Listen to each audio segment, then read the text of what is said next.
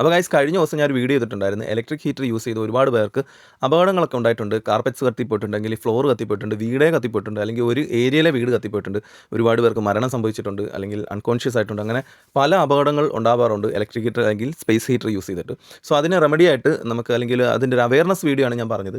അത് നമുക്ക് വെന്റിലേറ്റ് ചെയ്യണം, അതല്ലെങ്കിൽ ഇലക്ട്രിക് ഹീറ്ററിൻ്റെ അകത്തുള്ള ഓട്ടോ കട്ട് ഓഫ് സ്വിച്ച്, അതല്ലെങ്കിൽ ടൈമർ ഉണ്ടെങ്കിൽ ടൈമറിൻ്റെ സ്വിച്ച് നമ്മൾ യൂസ് ചെയ്യണമെന്നായിരുന്നു ആ വീഡിയോയിൽ പറഞ്ഞിരുന്നത്.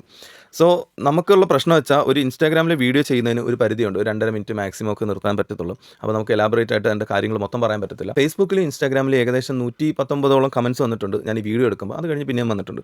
സോ അതിനകത്ത് കോമൺ ആയിട്ട് വന്നിട്ടുള്ള കമൻറ്റ്സ് ആണ് ഞാനിപ്പോൾ റിപ്ലൈ ആയിട്ട് വീഡിയോ ചെയ്യുന്നത്. സോ ഒന്നാമത്തെ വന്നിട്ടുള്ളത് CO2 കാർബൺ മോണോക്സൈഡ് അല്ലല്ലോ എന്നുള്ളതാണ്.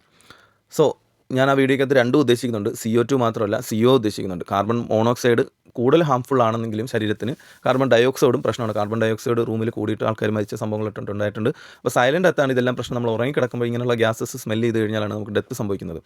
സോ അതിനാണ് ഞാൻ വെന്റിലേറ്റ് ചെയ്യണം എന്ന് ഉദ്ദേശിച്ചത്. അപ്പോൾ രണ്ടാമത് കോമൺ ആയിട്ട് വന്നൊരു ചോദ്യമാണ്, ഒരു ഇലക്ട്രിക് ഹീറ്ററിൽ നിന്ന് എങ്ങനെയാണ് CO2 അല്ലെങ്കിൽ CO ഉണ്ടാവുന്നത്? അത് ഒരു കോയിൽ കൊണ്ട് ഉപയോഗിക്കുന്നതല്ലേ? ശരിയാണ്.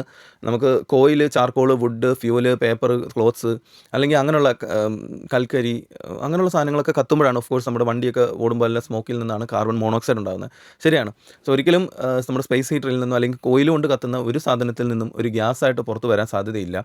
സോ അത് തെറ്റാണെന്ന് പറയുന്നതിന് മുന്നേ തന്നെ എനിക്ക് മറ്റൊരു കാര്യം പറയാനുണ്ട്. വെൽ മെയിൻറ്റൈൻഡ് അല്ലാത്ത, അതിനകത്ത് ഞാൻ വീഡിയോയിൽ പ്രത്യേകം പറയുന്നുണ്ട്, നിങ്ങൾ വീടിൻ്റെ വാതിക്കലൊക്കെ ഇരിക്കുന്ന സാധനങ്ങൾ എടുത്തുകൊണ്ട് വരുമ്പോൾ അതിലുള്ള ഡസ്റ്റ് പാർട്ടിക്കിൾസ് വെച്ചിട്ടാണ് ഇത് കത്തുന്നതെന്ന്. അപ്പം നമ്മളുടെ സ്പേസ് ഹീറ്റർ പ്രോപ്പറായിട്ട് മെയിൻറ്റെയിൻ ചെയ്തിട്ടില്ലെങ്കിൽ, നമ്മുടെ നാട്ടിലൊക്കെ സീലിംഗ് ഫാനിൽ നോക്കിയിട്ടുണ്ട്, ഇങ്ങനെ ബ്ലേഡിൽ ഇങ്ങനെ വൈപ്പ് ചെയ്ത് നോക്കുമ്പോൾ ഒരുപാട് ഡസ്റ്റ് പാർട്ടിക്കിൾസ് വന്നിരിക്കാറുണ്ട്.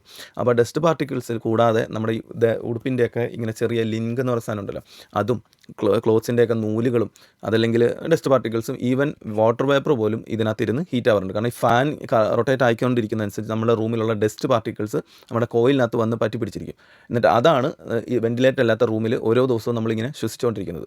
അപ്പോൾ ഒറ്റ ദിവസം കൊണ്ട് ചിലപ്പോൾ മരിക്കത്തില്ല, ചിലപ്പോൾ ഇഞ്ചിഞ്ചായിട്ട് മരിക്കാം, ചിലപ്പോൾ ആസ്മ പോലുള്ള അസുഖങ്ങളുണ്ടാവാം, അങ്ങനെ പല പ്രശ്നങ്ങളുണ്ടാവും. അതാണ് ഞാൻ അതിൽ പറയുന്നത്. സോ കാർബൺ മോണോക്സൈഡോ കാർബൺ ഡയോക്സൈഡോ മാത്രമല്ല, പല ഹാംഫുൾ ആയിട്ടുള്ള ഇതുപോലെ കെമിക്കൽ ഗ്യാസസ് ഇതിൽ നിന്നും വരാറുണ്ട്.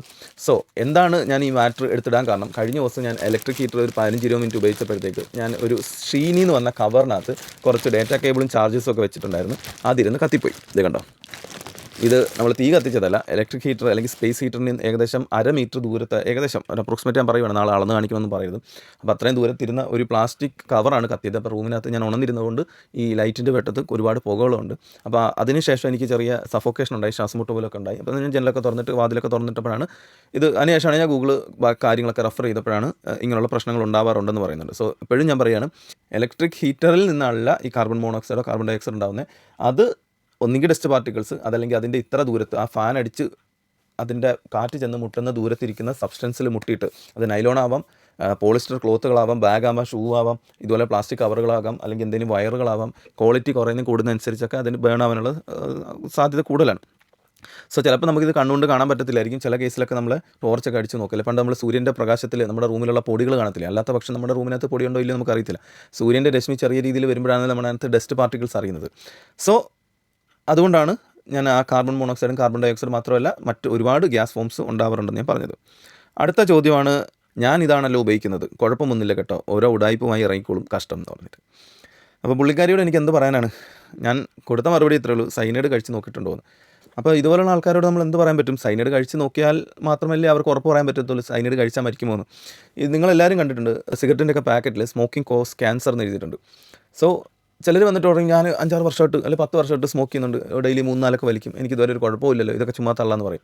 എന്ത് പറയാൻ പറ്റും? നമുക്കൊന്നും പറയാൻ പറ്റത്തില്ല. ചിലർ പറയും, ഞാൻ 10-20 കൊല്ലമായിട്ട് വെള്ളം അടിക്കുന്നുണ്ട്, ഒരു കുഴപ്പമില്ല. ഈ മദ്യത്തിൻ്റെയൊക്കെ ലേബലിൽ എഴുതി വെച്ചിട്ടുണ്ട് അൺഹെൽത്ത് ടു കൺസ്യൂം എന്ന്, അല്ലെങ്കിൽ മദ്യം ഹാനികരമാണ് എഴുതിയിട്ടുണ്ട്, എനിക്കിതുവരെ ഒരു കുഴപ്പമുണ്ടായിട്ടില്ല, എനിക്ക് ഭയങ്കര ധൈര്യമാണ്, ശക്തിയാണ് എന്നൊക്കെ പറയും. അപ്പോൾ അങ്ങനെയുള്ള ആൾക്കാരുടെ അടുത്ത് നമുക്ക് നോ കമൻറ്റ്സ്, നമുക്ക് റിപ്ലൈ കൊടുക്കാനേ പറ്റില്ല. അങ്ങനെ എന്ത് റിപ്ലൈ എത്രയ്ക്ക്, അന്നെങ്കിൽ അവർ ഗൂഗിളിൽ ChatGPT ഒക്കെ റെഫർ ചെയ്ത് മറ്റ് ഡീറ്റെയിൽസിലേക്കൊക്കെ പോകണം. പിന്നെ നമുക്ക് ഇൻസ്റ്റാഗ്രാമിൽ ലിമിറ്റഡ് ആണ് ടൈം, അതുകൊണ്ട് നമുക്ക് എല്ലാ കാര്യങ്ങളൊന്നും പറയാൻ പറ്റത്തില്ല. പിന്നെ എല്ലാം നമുക്ക് അറിഞ്ഞ ഭാവമൊന്നും ഞാൻ പറയുന്നില്ല, നമുക്കും തെറ്റുകൾ പറ്റാറുണ്ട്, നമ്മൾക്ക് തെറ്റ് പറ്റിയിട്ടുണ്ട്, അക്സെപ്റ്റ് ചെയ്യുന്നുണ്ട്. കാര്യം നമ്മൾ ഓരോ ദിവസം ഇടുന്ന വീഡിയോസ് ചിലപ്പം സയൻസ് ആവാം, ചിലപ്പോൾ ഹെൽത്ത് ആയിരിക്കും, ചിലപ്പം UK ലോസ് ആയിരിക്കും, ചിലപ്പം UK ഡ്രൈവിംഗ് ആയിരിക്കാം, ടൂറിസ്റ്റ് പ്ലേസസ് ആയിരിക്കാം, ഓൺലൈനിൽ എന്തെങ്കിലും ഗാഡ്ജറ്റ്സ് ആയിരിക്കാം, അല്ലെങ്കിൽ ഫുഡ്, അങ്ങനെയുള്ള പല കാര്യങ്ങളും നമ്മൾ ഇടാറുണ്ട്. സോ ഇതിലൊന്നും നമ്മൾ PhD എടുത്തിട്ടൊന്നുമല്ല ഇത് ചെയ്യുന്നത്. നമുക്ക് ഡെയിലി ലൈഫിൽ ഉണ്ടാകുന്ന പണികളും മറ്റൊരാൾക്ക് കിട്ടരുത്, അല്ലെങ്കിൽ മറ്റൊരാൾക്ക് നമ്മളെ കൊണ്ട് എന്തെങ്കിലും സഹായം ചെയ്യാൻ പറ്റുമോ എന്നുള്ള രീതിയിലാണ് നമ്മൾ ഈ വീഡിയോ ചെയ്യുന്നത്. ഓഫ് കോഴ്സ് ഞാനിത് ചെയ്യുന്നത് കൊണ്ട് കൂടുതൽ തെറിവിളി നെഗറ്റിവിറ്റി കിട്ടുന്നതല്ലാതെ വേറെ പ്രത്യേകിച്ച് ഗുണമൊന്നുമില്ല. പിന്നെ ഇപ്പോൾ സമയം രാത്രി 2 മണിയായിട്ടുണ്ട്, ആർക്കെങ്കിലും കാണാൻ പറ്റുമായിരിക്കും. രാത്രി 2 മണിയായിട്ടുണ്ട് സമയം. സോ ഈ സമയത്ത് നമ്മളിരുന്ന് വീഡിയോ ചെയ്യുന്നതെന്ന് പറഞ്ഞാൽ ആർക്കെങ്കിലും ഒരു ഉപകാരം ആയിക്കോട്ടെ. എന്തായാലും പോസിറ്റീവായിട്ടുള്ള റിപ്ലൈസ് വരുന്ന എല്ലാം നമുക്ക് മെസ്സേജിലും, നെഗറ്റീവായിട്ടുള്ള വരുന്ന റിപ്ലൈസ് എല്ലാം കമൻറ്റിലുമാണ് വരുന്നത്. അതുകൊണ്ട് നമുക്ക് എന്നാലും കുറച്ച് പേർക്കെങ്കിലും ഉപകാരപ്പെട്ടു എന്ന് പറഞ്ഞിട്ടാണ് നമ്മളിടുന്നത്. അടുത്ത വന്ന കമൻറ്റാണ്, ഇതുമായിട്ട് റിലേറ്റ് ചെയ്ത ഒരു വാർത്തയെങ്കിലും കാണിച്ചു തരാമോ. അതുപോലെ വന്ന മറ്റൊരു കമൻറ്റാണ്, 10,000 പേര് ഇതുപോലെ സ്പേസ് ഹീറ്റർ യൂസ് ചെയ്ത് മരണപ്പെട്ടു എന്ന് പോടാപ്പാന്നൊക്കെ പറഞ്ഞ് വീണ്ടും വന്നിട്ടുണ്ട്. സോ 10,000 പേര് എനിക്കറിയില്ല. ആനുവലി UK ഒരു 100 പേര് മരിക്കുന്നുണ്ട്. US കണക്കിലും അത്രയും തന്നെയാണ്. ഇന്ത്യയിൽ ഏകദേശം 80 to 90 ഒക്കെ പറയുന്നുണ്ട്. അപ്പോൾ നമുക്ക് ഈ കമൻ്റ് ഇടുന്ന സമയത്ത് ജസ്റ്റ് ഒന്ന് ഗൂഗിൾ ചെയ്ത് നോക്കാം, അല്ലെങ്കിൽ പുതിയ ന്യൂസുകളൊക്കെ നോക്കാം. ഇതുപോലെ കുറേ ന്യൂസുകൾ വന്നിട്ടുണ്ട്.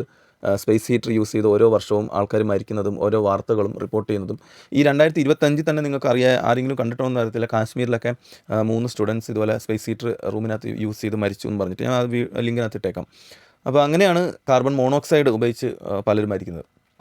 പിന്നെ നമ്മളിപ്പോൾ എല്ലാവരും പൊതുവേ താമസിക്കുന്ന സ്റ്റുഡൻസ് ആയാലും നോർമൽ ആൾക്കാരെല്ലാം റെൻറ്റഡ് ഹൗസിലായിരിക്കും. ഇപ്പോഴൊന്നും കാർബൺ മോണോക്സൈഡ് ഡിറ്റക്ട് ചെയ്യുന്ന ചിലപ്പം മീറ്റർ ഉണ്ടാവത്തില്ല. പക്ഷേ ചില വീട്ടിലൊക്കെ അവർ സ്വന്തമായിട്ട് വീട് വെക്കുന്നിടത്തൊക്കെ കാർബൺ മോണോക്സൈഡ് ഡിറ്റക്ട് ചെയ്യുന്ന നമ്മുടെ സെൻസ് ചെയ്യുന്ന അലാം വെച്ചിട്ടുണ്ട്.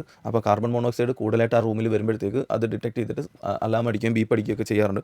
സ്വാഭാവികമായിട്ടും അതെല്ലാവരും മേടിച്ച് വെക്കണമെന്ന് ഞാൻ പറയത്തുള്ളൂ. നമ്മുടെ ലൈഫിൻ്റെ അത്രയൊന്നും വിലയില്ല എന്നൊക്കെ. അതുപോലെ സ്പേസ് ഹീറ്റർ മാത്രമല്ല, നമ്മുടെ നോർമൽ ഹീറ്റർ യൂസ് ചെയ്തും പലർക്ക് അബദ്ധങ്ങൾ പറ്റാറുണ്ട്. ഈ പറഞ്ഞ പോലെ പ്ലാസ്റ്റിക് ഉൽപ്പന്നങ്ങൾ, നമ്മുടെ നൈലോൺ ഉടുപ്പുകൾ, ബാഗുകൾ, ചെരുപ്പുകൾ, അല്ലെങ്കിൽ നമ്മുടെ പോളിസ്റ്റർ ഉടുപ്പുകൾ, ടീഷർട്ടുകളൊക്കെ സ്പേസ് ഹീറ്റർ ആയാലും നമ്മുടെ നോർമൽ ഹീറ്ററിൻ്റെ ഒക്കെ മുകളിലോ സൈഡിലോ ഒക്കെ ഇത് ചൂട് കൂട്ടിയിട്ട് വെക്കുകയാണെങ്കിൽ അതിൽ നിന്നും ഉണ്ടാകുന്ന ബേൺസ്, അല്ലെങ്കിൽ നമ്മൾ നോക്കിയാൽ അതിൽ നമ്മുടെ ഉടുപ്പുകൾ അല്ലെങ്കിൽ ഇതൊക്കെ ഷ്രിങ്ക് ആവാൻ തുടങ്ങും. അപ്പോൾ അങ്ങനെ ഉണ്ടാകുന്ന ഗ്യാസ് ഫോംസ് നമുക്ക് ഈ ഹാംഫുള്ളാണ് ശരീരത്തിന്. അപ്പോൾ ഇത്രയൊന്നും ലോങ് വീഡിയോ ആർക്കും ഇരുന്ന് കാണാൻ സമയമില്ല. അതുകൊണ്ടാണ് ഞാനിത് ചുരുക്കി 1.5 മിനിറ്റ് കൊണ്ട് ചെയ്യുന്നത്.